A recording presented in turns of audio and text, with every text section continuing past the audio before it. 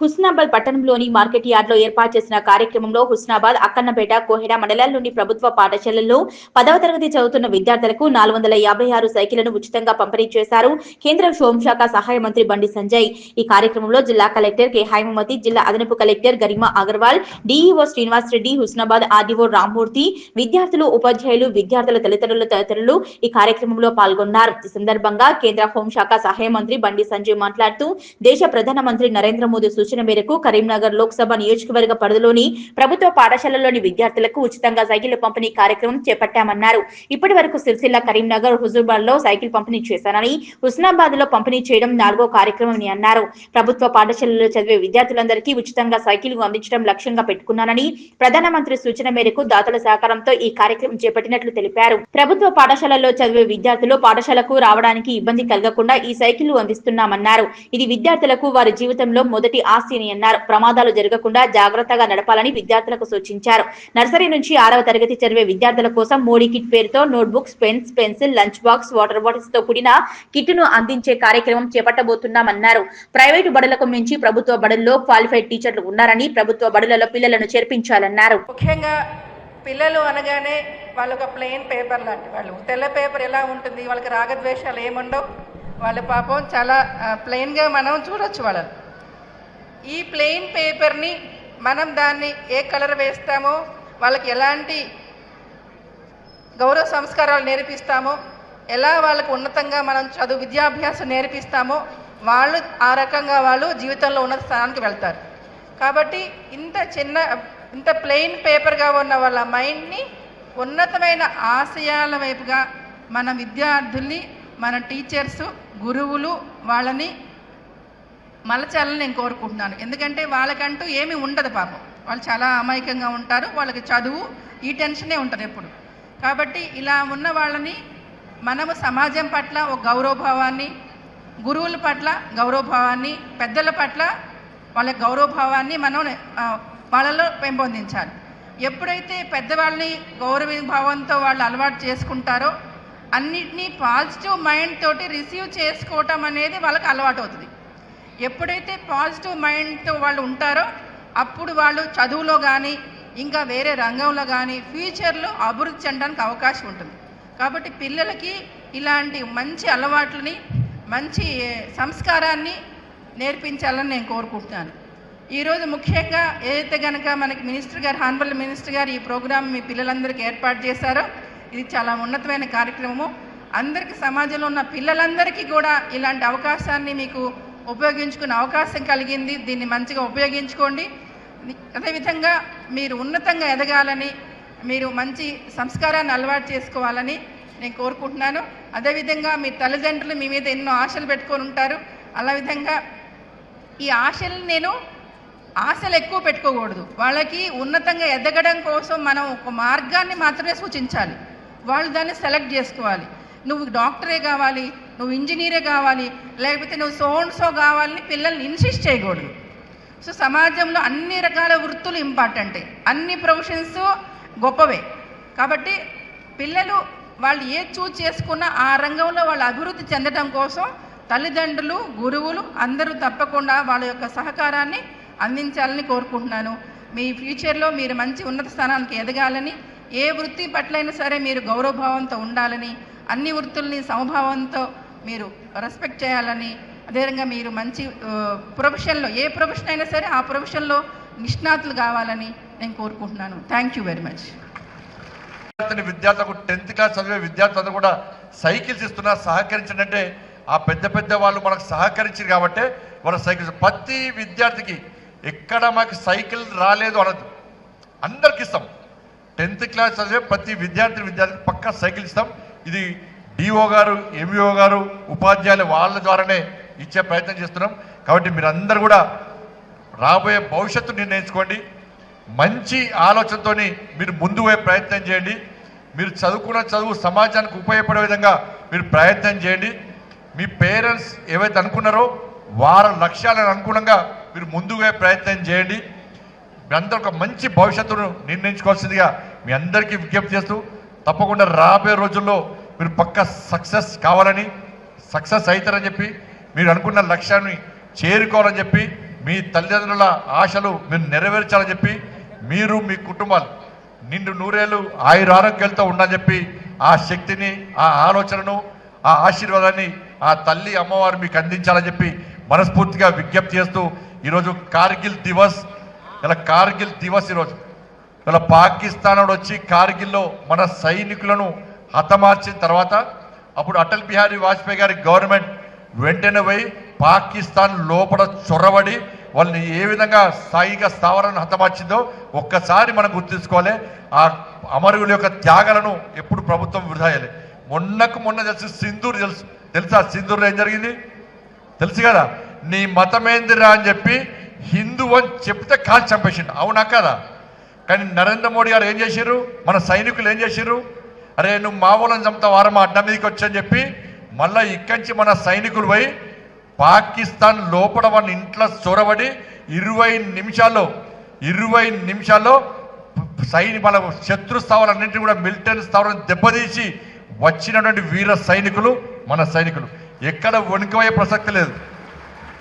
ఆ రోజు దేశమంతా ఒక్కటైంది, దేశం మొత్తం ఒక్కటైంది. మొన్న కూడా పాకిస్తాన్ యొక్క కుట్రలను ప్రపంచానికి చెప్పాలనే ఆలోచనతో అన్ని పార్టీలకు సంబంధించిన పార్లమెంటు సభ్యులు ప్రపంచమంతా తిరిగి పాకిస్తాన్ ఈ విధంగా కుట్రలు చేస్తున్నది, మా దేశాన్ని నాశనం చేయడానికి ప్రయత్నం చేస్తున్నది, పాకిస్తాన్ టెర్రరిస్టు దేశం అని చెప్పి అన్ని పార్టీలకు సంబంధించిన ఎంపీలు ప్రపంచమంతా చెప్పొచ్చారు. కాబట్టి ఇటువంటి దేశ రక్షణ విషయంలో ఏ రాజకీయాలకు తావు లేకుండా మనం కాపాడుకునే ప్రయత్నం చేస్తున్నాం. అటువంటి వీర సైనికులకు మనం హ్యాట్స్ ఆఫ్ సెల్యూట్ చేయాలి. ఎవరు కూడా ఆ కలెక్టర్ గారికి ఎదిగించినంటే, అరే పొద్దున్న లేస్తే అమ్మాయిలు కష్టపడతారు, ఇంట్లో అమ్మ బోల్ తోముతుంటే సహకరిస్తారు, అమ్మ బట్టలు ఉతికితే సహకరిస్తారు, ఉదయం లేచి ముగ్గేస్తారు, మళ్ళీ బ్యాగ్ పట్టుకొని స్కూల్కి వస్తారు. కష్టపడే వాళ్ళు అంటే అబ్బాయిలు కష్టపడతారు అనుకోరు, అబ్బాయిలు కష్టపడతారు ఎక్కువ, అబ్బాయిలు కూడా కష్టపడతారు. కాబట్టి ఆ కలెక్టర్ గారు చెప్పిన తర్వాత లేదు అమ్మాయిలకు అబ్బాయిలకు ఈ కరీంనగర్ పార్లమెంట్లో ప్రతి ప్రభుత్వ పాఠశాలలో చదివే ప్రతి విద్యార్థి అమ్మాయికి అబ్బాయికి 80% సైకిల్ ఇవ్వాలని చెప్పి ఒక సంకల్పం తీసుకొని దాన్ని ప్రారంభించడం. కరీంనగర్లో అయిపోయింది, సిరిసిల్లలో అయిపోయింది, హుజరాబాద్లో అయిపోయింది, ఇవాళ హుస్నాబాద్లో ఇలా మనం ప్రారంభించుకున్నాం. ఇది ఏంటంటే 10th చాలా ఇంపార్టెంట్ కాదు. ఉదయం స్పెషల్ క్లాసెస్ ఉంటాయి, సాయంత్రం స్పెషల్ క్లాసెస్ ఉంటాయి. ఇలా గ్రామాల్లో ట్రాన్స్పోర్టేషన్ ఇబ్బంది ఉన్నది, మనం ఆటోలో పోయే స్తోమత మనకు లేదు. కాబట్టి ఇటువంటి పరిస్థితుల్లో మనం విద్యార్థులకు ఒక బర్డన్ తగ్గించాలి, ప్లస్ అటెండెన్స్ ప్రోత్సహించాలి, దాంతోపాటు అడ్మిషన్స్ మనం ప్రోత్సహించాలని చెప్పి ఒక ఆలోచనతో ఈ సైకిల్ ఇచ్చే కార్యక్రమాన్ని చేపట్టిన తర్వాత ఫస్ట్ కరీంనగర్లో వచ్చిన తర్వాత నాకే ఫీడ్బ్యాక్ బాగా వచ్చేది. లేదు సార్, పిల్లలందరూ చాలా హ్యాపీగా ఉన్నారు, పేరెంట్స్ అందరూ చాలా హ్యాపీగా ఉన్నారు. ఇలా నెక్స్ట్ ఇయర్ గవర్నమెంట్ స్కూల్లో 10th క్లాస్లో విపరీతమైన అడ్మిషన్స్ వచ్చే అవకాశం ఉందని చెప్పి వాళ్ళు చెప్పిన తర్వాత నేను చెప్పిన ఈ ఇయరే కాదు నెక్స్ట్ ఇయర్ కూడా ఇవాళ 9th క్లాస్ చదివే పిల్లలందరూ కూడా నెక్స్ట్ 10th రాగానే వాళ్ళకు కూడా సైకిల్స్ ఇస్తాం. నెక్స్ట్ 8th క్లాస్ వాళ్ళు 10th వస్తే వాళ్ళకు కూడా సైకిల్ ఇస్తాం. అందుకే ప్రభుత్వ పాఠశాలలో చదవండి, మీరు సైకిల్ పొందండి. బంపర్ ఆఫర్ కదా ఇది. మా ప్రభుత్వ పాఠశాల చదవటం చాలా గొప్పలు. ఎందుకంటే మీకు చదువు చెప్పే ఉపాధ్యాయులు బీడీలు ఎంఈడీలు పెద్ద పెద్ద డిగ్రీలు చేసేవాళ్ళు మీకు చదువు చెప్తారు. ఇలా కొన్ని ప్రైవేట్ పాఠశాలలో వాళ్ళకు డిగ్రీ ఉండదు, ఎంఈడీ లేదు, బీడీ లేదు, ఏం లేదు, వాడు అన్ఎంప్లాయ్ అని చెప్పి ఏదో ఉద్యోగం ఇచ్చి వాళ్ళు చదువు చెప్పే ప్రయత్నం చేస్తున్నారు. కానీ ప్రభుత్వ పాఠశాలలో అన్ని డిగ్రీలు పొందినటువంటి ఉపాధ్యాయులు మీకు చదువు చెప్తున్నారు ఇవాళ. కాబట్టి ప్రభుత్వ పాఠశాల చదవటంలో గొప్పలు. మనకు ర్యాంకులు అవసరం లేదు, ఎందుకంటే రిజల్ట్స్ రాగానే 1 1 1 2 2 2 3 3 3 3 ఎవరికి వస్తాయి అవి? మనకు ర్యాంక్స్ వచ్చినా పబ్లిసిటీ చేసుకోం. మనం ఎందుకు చేసుకోమంటే మన ర్యాంకులు కొనుక్కుంటలేం, మనం ర్యాంకులను సాధిస్తున్నాం. ఇలా అనేక కార్పొరేట్ పాఠశాలలు చేస్తాయి, ర్యాంకులు కొనుక్కుంటున్నాయి. మీకు ఉదాహరణ చెప్తాను. నేను కరీంనగర్లో గీతా భవన్ స్వీట్ హౌస్ పోయాను నేను సార్. అప్పుడు కార్పొరేటర్ ఉన్నప్పుడు ఒక ప్రైవేట్ పాఠశాలకు సంబంధించి ఒక కార్పొరేట్ పాఠశాలకు సంబంధించి ఒక పీటీ సార్ వచ్చాడు. అన్న నమస్తే అంటే నమస్తే, ఎడొచ్చినామంటే అన్న స్వీట్లు కొనుక్కుంటున్నా అన్నాడు.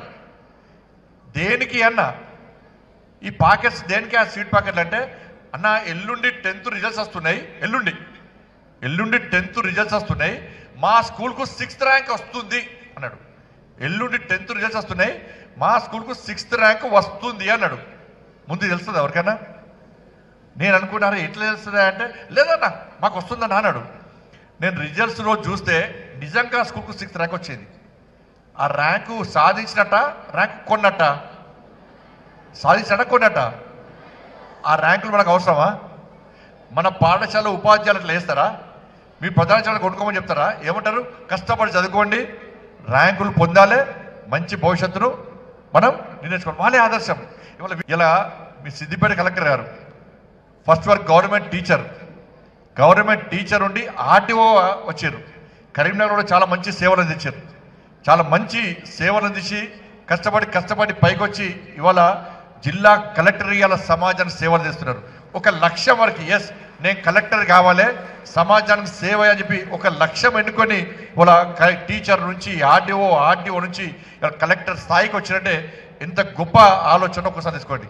మన గరీబ్ అగర్వాల్ గారు ఫస్ట్ ఐపీఎస్ చేసిరు. వాళ్ళు ఐపీఎస్ చేసిన ఐఏఎస్ కావాలనుకున్నారు, కానీ ఐపీఎస్ అయినంత మాత్రాన తృప్తి చెందలే. నా లక్ష్యం ఏంది?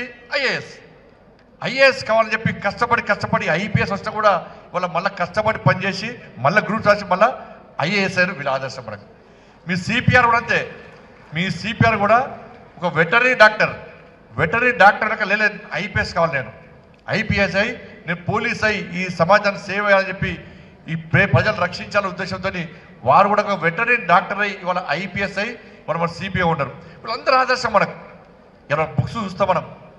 ఇలా అంబేద్కర్ చరిత్ర తెలుసు. అంబేద్కర్ ఒక లక్ష్యాన్ని ఎంచుకున్నాడు. అంబేద్కర్ అందరూ అవమానించారు. స్కూళ్ళకి రానియలే, గుళ్ళకి రానియలే, బుక్స్ ముట్టనియలే, స్కూల్లో సపరేట్ చేరేసిర్రు, బట్టలు లేవు, చదువుకుందామంటే బుక్స్ లేవు, ఫీజు కడదామంటే పైసలు లేవు. ఇలా సమాజం హేళన చూస్తుంది ఆ బాబాసాహెబ్ అంబేద్కర్. కానీ బాబాసాహెబ్ అంబేద్కర్ని హేళన చూస్తా కూడా బాబాసాహెబ్ అంబేద్కర్ ఎక్కడ నిరాశపడలే, నిస్పృహకు లోను కాలే, ఎక్కడ వెనుకడి ఏలే. ఈ సమాజానికి నన్ను హేళన చేస్తున్న సమాజానికి గుణపాఠం చెప్పాలి, వాళ్ళ కళ్ళు తెరిపియాలి, నేనే వాళ్ళకు ఆదర్శం కావాలని చెప్పి ఒక లక్ష్యాన్ని ఎంచుకొని ఇవాళ కష్టపడి చదివి ఎవరైతే హేళన చేసిరో వాళ్ళకు కనువిప్పు గల విధంగా భారతదేశానికి రాజ్యాంగాన్ని అందించినటువంటి ఒక గొప్ప మహనీయుడుగా, ఒక ఆదర్శమూర్తిగా ఇవాళ మన ముందు బాబాసాహెబ్ అంబేద్కర్ అంటే వారిని మనం ఆదర్శంగా తీసుకోవాలి. ఇలా నరేంద్ర మోడీ గారు ప్రధానమంత్రి అయినప్పుడు చాలా మంది హేళన చేశారు. ఈ ఛాయ్ అమ్ముకునే వ్యక్తి దేశం ప్రధాని అవుతారని చెప్పండి. నరేంద్ర మోడీ గారు ఛాయ్ అమ్ముకునే వ్యక్తి, చాలా పేద కుటుంబం నుంచి వచ్చిన వ్యక్తి, ఒక ప్రచారంగా వచ్చిన వ్యక్తి, దేశానికి సేవ చేయాలి, ధర్మాన్ని రక్షించాలని చెప్పి ఒక లక్ష్యాన్ని ఎంచుకొని వాళ్ళ కష్టపడి పనిచేసి గుజరాత్ రాష్ట్ర ముఖ్యమంత్రిగా వాళ్ళ దేశ ప్రధానిగా ఒక సంకల్పం తీసుకొని ఈ దేశాన్ని ఒక శక్తివంతమైన భారతదేశ నిర్మాణంగా తయారు చేయాలి, ప్రపంచంలో ప్రతి భారతీయుడు నేను భారతీయుడు అని చెప్పి గల్లాగరిసుకొని తిరిగే విధంగా మనం కష్టపడి పనిచేయాలని చెప్పి వాళ్ళ నరేంద్ర మోడీ గారు చూస్తున్న విషయాన్ని గురించి వీళ్ళు మనకు ఆదర్శం. అందుకే మీరందరూ కూడా నేను 10th చదవాలి అంతే లాస్ట్ అంటే మన లక్ష్యాన్ని చేరుకోం. ఏదో లక్ష్యం, మనం చదువుకునే చదువు మన కుటుంబానికి ఉపయోగపడమే కాదు, చదువు దేశానికి సమాజానికి ఉపయోగపడే విధంగా ఉండాలి. అందుకే ర్యాంకుల కోసం పనిచేయకండి. మీరు ఉదయం లేచి బుక్స్ చదువుతూ ఉంటారు. మీరు ఆ బుక్స్ చాలామంది ఆదర్శం, వాళ్ళని ఆదర్శంగా తీసుకోవాలి. దాంతోపాటు వాళ్ళ సైకిల్ ఇస్తున్నామంటే అది చిన్న గిఫ్టే సైకిల్ది. నేను మొన్న హుజాబాద్లో గిఫ్ట్ ఇచ్చిన తర్వాత సైకిల్ ఇచ్చినాక ఒక అమ్మాయి వచ్చింది. ఆ అమ్మాయి వచ్చి ఏడ్చింది నాతోని, అన్న మా నాన్న నాకు చిన్న గుడిసెలు ఉంటాను, నేను మా నాన్న కూలి పని చేస్తాడు, మా నాన్నకే సైకిల్ లేదు, నాకు సైకిల్ వచ్చిందన్న. ఈ సైకిల్ తీసుకపోయి మా నాన్న రోజు కూలి అడ్డ మీద దించి నేను స్కూల్కి వస్తాను అని చెప్పన్నారు. ఇంకో అమ్మాయి వచ్చింది, అన్న నేను 8th క్లాస్ నుంచి మా నాన్నని గిఫ్ట్ అడుతున్నా, కానీ మా నాన్నకు సైకిల్ కొనిచ్చే స్తోమత లేదు, అందుకే కొనిస్తలేడు. ఇవాళ మీ జీవితంలో మొట్టమొదటి మీ ఆస్తి ఈ సైకిల్, మీ బండి సంజయ్ అన్న మోడీ గిఫ్ట్గా మీకు ఇస్తుంది. ఇవాళ మొట్టమొదటి ఆస్తి మీకు ఇది. ఇవాళ ఇవి మామూలుగా బ్రాండెడ్ సైకిల్స్ అవన్నీ కూడా. కాబట్టి మీరందరూ కూడా పొద్దు లేచి బుక్స్ చదువుతాం. మనం బుక్స్ చదువుతున్నప్పుడు మీ అమ్మా నాన్న మీకు కళ్ళ కనబడాలి, మీ అమ్మా నాన్న కష్టపడే కష్టం ఆ బుక్స్ కనబడాలి. తల దించుకొని చదవండి, తల దించుకొని కష్టపడి చదివితే భవిష్యత్తులో తల ఎత్తుకొని సమాజంలో గర్వంగా నివసించే పరిస్థితి వస్తుంది వాళ్ళు. మరి మీ చదువు సమాజానికి ఉపయోగపడాలి. మంచి ఆలోచన చదవండి, లక్ష్యాన్ని ఎంచుకోండి, ఒక ప్రణాళిక తయారు చేసుకోండి, ఒక కష్టపడి కసిని పెంచుకొని మీరు చదవాలని చెప్పి అట్లా మీరు కష్టపడి పనిచేసే ప్రయత్నం చేయండి. ఎందుకంటే కేంద్ర ప్రభుత్వం ఇవాళ మీరు గత ప్రభుత్వం ఏం చేసిందంటే దేశంలో ఈ విద్య కోసం కేవలం 68,000 కోట్ల రూపాయలు మాత్రమే విద్యకు బడ్జెట్ కేటాయించింది. కానీ నరేంద్ర మోడీ గారి ప్రభుత్వం వచ్చిన తర్వాత 128,000 కోట్ల రూపాయలను వాళ్ళ విద్య కోసం కేటాయించిన ప్రభుత్వం మోడీ గారి ప్రభుత్వం. ఇవాళ ఈ 11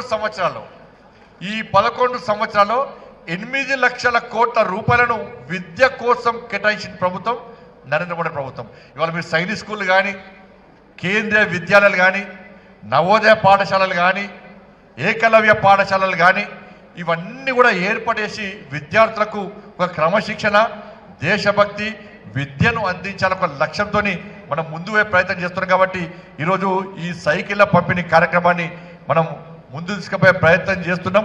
కాబట్టి ఈ సైకిళ్లను మనం చాలా జాగ్రత్తగా ఇలా మొన్న కూడా ఇక్కడ పొన్నం ప్రభాకర్ గారు, స్థానిక ఎమ్మెల్యే పొన్నం ప్రభాకర్ గారు కూడా ఒక మంచి కార్యక్రమం, ఇది ప్లాస్టిక్ను నిషేధించాలి తన నియోజకవర్గంలో అని చెప్పి స్టీల్ బ్యాంక్ గవర్నర్ గారి యొక్క స్వహస్తాల మీదుగా ప్రారంభించడం ఒక మంచి కార్యక్రమం.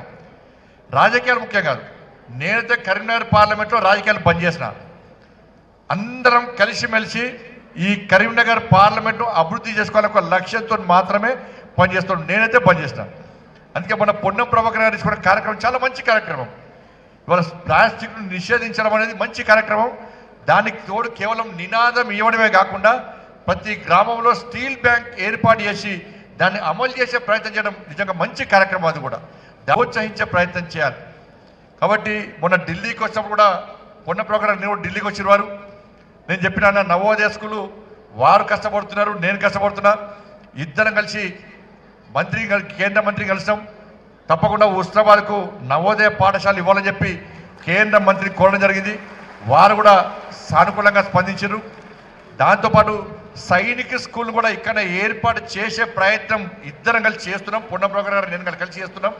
కాబట్టి ఇక్కడ గ్రామీణ సడక్ యోజన పైసలు కానీ, అదేవిధంగా సిఆర్ఎఫ్ అమౌంట్ కానీ, ఇలా చాలా రకాలుగా కేంద్రం నుంచి వచ్చేటువంటి అనేక నిధులను ఈ కరీంనగర్ పార్లమెంట్కు తీసుకొచ్చే ప్రయత్నం చేస్తున్నాం. కాబట్టి రాబోయే రోజుల్లో కూడా ఇదే విధంగా మేము ముందుకు తీసుకొచ్చి తీసే ప్రయత్నం చేస్తాం.